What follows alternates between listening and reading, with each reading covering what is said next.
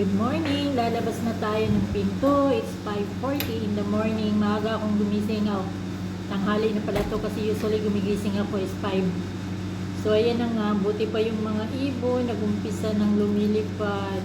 Yan lagi talaga yung nila, parang bahay-bahay nila. Yung mga tuktok ng bahay dito, ang daming mga ibon, mga kalapati yan. Halo-halo lang kalapati at saka yung uwak sa atin.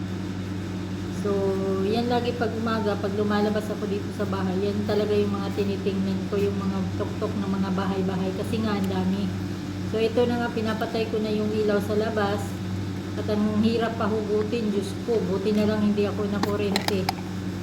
At pupunta ako dun sa likod dahil papatayin ko din yung ilaw. So, ayun pala kagabi guys, yung dalawang palang damit na puti na alaga kong panganay na lalaki. Yung ballpen niya sa loob na iwan niya. Sa kaya ayan. Hindi ko din na-check kasi yung bulsa niya. Buti dalawang kundura lang. Sinabi ko naman kay amo na may ballpen sa loob ng niya, sa bulsa niya. Hindi ko na-check ito kasi ito yung huling damit na kinuha ko dun sa taas sa laundry basket. Sabi niya, ay problema daw kasi bakit daw iniwan doon yung ballpen. Ang sabi niya naman is dadalhin daw doon sa laundry sa labas. Pero sa tingin ko hindi na yan matatanggal, iwan ko na. Okay, hindi natanggal, syempre tatapon. Yan yung ballpen na sa bulsa niya. Ayan, ubos talaga yung tinta sa loob. Kasi hindi nila mag-iwan ng mga ballpen sa gamit. Buti sana kung pera maiwan. Puro mga ballpen.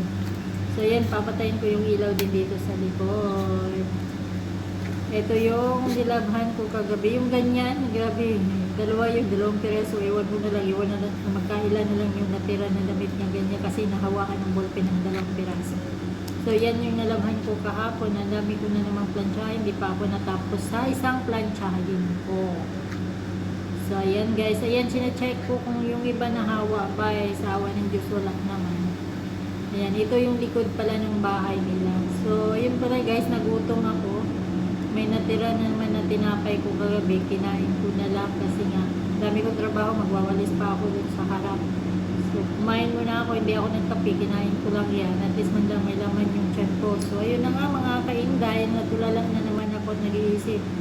Ang dami ko palang hugasin kagabi, ewan ko ba to sa kanila, gabi-gabi na lang talaga. Ang dami nilang mga kabulas, na pinagawa sa buhay nila, parang nilalabas na yata lahat ng mga plato. So, ito yung kusina nila, hindi naman masyadong malaki, tsaka luma na kasi ito. Ito yung sa labas, nawawalisan ko. Ito yung sa harap. Ayan, may kalachuchi pala kami, buti pa yung mga ibon, naglipara ng umagang-umaga. Ay, dalawa pala sila. So, ayan, wawalisan ko yan mga langga. Alternate pa lang pala ang pagwawalis ko dito. Magwawalis ako ngayon, kinabukasan hindi, the other days. Magwawalis na naman ulit ako. Dito ko laging winawalisan kasi nga may mga puno. Yung sa garage naman, hindi naman masyado kasi nga yun dun yung mga sasakyan, tsaka alikabok. Hindi ko din mahugasan yan ng tubig kasi nga wala kaming hose. So ayan na nga mga kainday, mag-uumpisa na akong magwawalis kasi 6:30 gigisingin ko yung mga alaga ko kasi papasok sa school. Baka hindi na naman gumising si amo. Malate na naman sila. Ito naman kasi mga sakit ng mga batang ito, pag walang pasok, gising, hanggang aga nagigising. Pag may pasok naman, ay Diyos kumiyo, parang hindi nababangon, parang yung yung nagmamantika na sa hinigaan. So, ganyan guys, nagwawalis ako hanggang doon sa likod yan.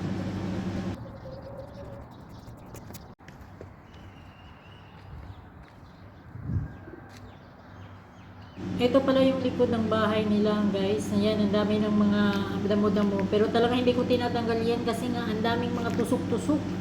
Masakit sa kamay. Hindi mo pwede mahawakan yan kung wala kang mga kapal na gloves. Kaya nagkukuha sila ng lalaki ng mga Pakistani na tagalinis dyan sa likod. Talaga ako hindi ako naglilinis dyan. Bahala sila sa buhay niya. Ayan, yung ibang mga cherry namatay. Tsaka yung iba, nag-uumpisa na namang mabuhay kasi nga malapit na tiglamig. December na. Around mga 2nd week of November or 3rd week of November, mag-uumpisa na maglamig dito. Pero hindi as in kagaya ng Kuwait na napakalamig. At dito, kahit na hindi ako nag-jacket, okay lang. Ito para yung likod. Yun sa gilid yun. And then ito yung likod kung saan dito din ako naglalakad. So, ayan. Paikot-paikot lang tayo sa Hacienda, joke. Charot lang, charot. Ayan, dalawa yung washing ko kasi nga, itong isa is Kapita. para sa... And So, then, ayan alam na nyo ba, kain. binilhan ako ni Magkakape Amo na ng tayo. isang tinapay. Yan. Pero hindi niya alam, bumili na ako ng tinapay ko. Ayan. Ito binili niya. 10 days na siya. 10 days na siya hindi bumili ng tinapay. Kaya ngayong umaga, bumili siya ng tinapay isang piraso. Kasi kahapon, alam niyo, inis na inis ako sa kanya. Kasi gumawa ako ng kape milati at saka yung kaping barako. Ginawa ko yun bago ako magluto ng tanghalian kasi alam ko, sasabihin na naman niya na mangangamoy na sibuyas yung lalagyan ng kape. So, dati-dati naman, ganun ang ginagawa ko. Inuuna kong lutuin o gawin yung kape nila kasi ayaw kong mangamoy. Pagkatapos kong luto, ilalagay ko doon sa lamesa sa loob ng sala. Ewan ko ba kung anong nakain niya kahapon. Siguro yung hangin, umakyat na naman sa utak niya. Nilagay niya doon sa harap ng pinto ng kwarto ko. Pagpasok ko doon, galing ako dito sa kusina. Tinanong ko siya, ano to? Sabi niya, ibalik daw. Gumawa doon ng bago kasi nga daw, nangangamboy sibuyas. So ko, ayaw ko kasi ng daming daldalaga rin. Kasi malapit na matapos yung kontrata ko, ayaw ko ng ano. So wala na akong daming email. Kinuha ko kasi amoy sibuyas niya daw. Sabi ko sa sarili ko, amoy sibuyas. Wala namang kaamoy-amoy kasi hindi pa naman ako naguto, hindi pa nga ako nagayat eh. So, ginawa ko, binalik ko dito. Tsaka yung mga baso na maliliit, nalagay niya ng nasikanan tsaka pinja yung maliliit para sa kape at gawan nila. So, ang ginawa ko, dahil sa inis ko, sinalin ko lang yung loob sinalin ko lang sa ibahang lalagyan yung kape at gawa. Tsaka yung sikana at pinjar, yun din ang ginamit ko, hindi ko hinugasan. Tingnan natin kung anong reaction niya. Aba, tarantado. Alam niyo kung bakit? Walang reklamo. Hindi ko naman hinugasan yun. Hindi na nagsabi na amoy na sibuyas. Binalik ko doon, walang ugas, Sabi ko, ito siguro yung hangin, umakyat na naman doon sa hangin sa utak niya. Excuse me. Yun talaga yung problema ko doon sa amo ko. Hindi ko maintindihan. May araw na hindi mo maintindihan talaga yung mga utak ng mga Arabo. Nakakabwisit. So ngayon, 10 days na kami walang tinapay. Pero okay lang kasi bumibili naman ako. So bumili pala ako ngayong umaga ng ganito. Muna ako. Bumili ako ng tinapay. Tapos ayun na nga. Pagdating niya, bumalik siya ngayong umaga. Ewan ko sana namang nagpunta yung may dalang damit. Bumili siya ng isang piraso, binigay niya sa akin. Sabi ko, Diyos ko, Mio. Yun ang mahirap dito sa amo ko. Kaya, alam ko na yung ugali niya. Ayaw ko nang, pag ano yan siya, pag wala sa mood, hindi ko sinasagot. Hindi kagaya dati na talagang sumasagot at nag-aaway kami. Kasi nonsense din, papatulan ko, wala. Hindi yung kung ano talaga yung nasa utak niya at kung ano yung panindigan niya, yun kahit mali siya. So ginagawa ko kasi konti na lang, ilang buwan na lang at matatapos na ako. Sabi ko, hahayaan na lang kita. Kaya kahapon yung ginawa niya, binili ko din naman, wala naman yung reklamo, wala naman sinabi na amoy ulit na sibuyas. Sabi ko sa kanya, sabi ko utak talaga, binigyan.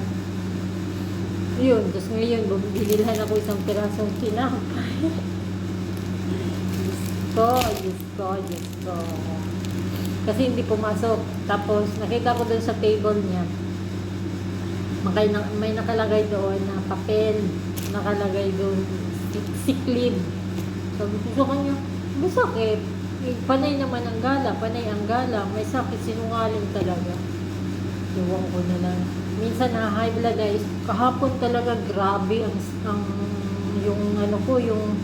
nervous ko, nanginginig ako sa inis, pero talagang nilalabanan ko dahil ayaw kong magsagutan kami ulit kasi minsan na kami nagkasagutan eh. Kaya na time na yun, pabalik ako ng ahensya. Tapos bumalik ulit ako dito kasi sa isip-isip ko, lampas na 1 taon na ako eh. Nung nagpabalik ako, sabi ko, pag nag-umpisa ulit ako, lalong tatagal ako magtatrabaho sa bahay. Sabi ko, tiisin ko na lang. Ayan, tsaka problema pa dito, grabe, every Friday, kung hindi naman Friday, Saturday, nagpapabisita. Hindi niya lang man lang hindi naman sa nagrereklamo, sana naman naisip niya kung gaano nakapagod yung katulong niya. Wala nga ako pahinga paghapon dahil yung pahinga ko lang makaupo-upo ng ganito kasi kailangan kong habulin yung planchahin ko. Grabe, ang dami as in. Ay, kunting tiis na lang talaga at ilang buwan na lang, 3 buwan kalahati. November, December, January, February. 4 na buwan na lang pala. So, yun ang yun ang pinagdadasal ko na sana matapos na kasi as in pagod na ako. Sa ilang bansang napuntahan ko, sa ilang among napasukan ko, talagang dito ako nahihirapan, dito ako pagod yung katawan ko, yung talagang hindi ko ma-explain, tsaka okay lang sana kaso walang pagkain, kahit pang palaman ng tinapay, wala. Tapos, kung alam niyo lang, kung makita niyo lang, na-vlog ko naman kasi dati yung laman ng ref namin. Walang kalaman-laman yung ref namin. Meron, lemon, kamatis, sibuyas, yun lang. Pero yung mga cheese, wala. As in, wala. Buti pa nga yung kapatid niya, ang dami dyan sa freezer sa taas. Pero siya wala. Dapat siya mas marami kasi nga may mga anak siya. So, ayun lang guys. Nag-chismisan na naman ang inyong Inday. Thank you for watching. Bye-bye.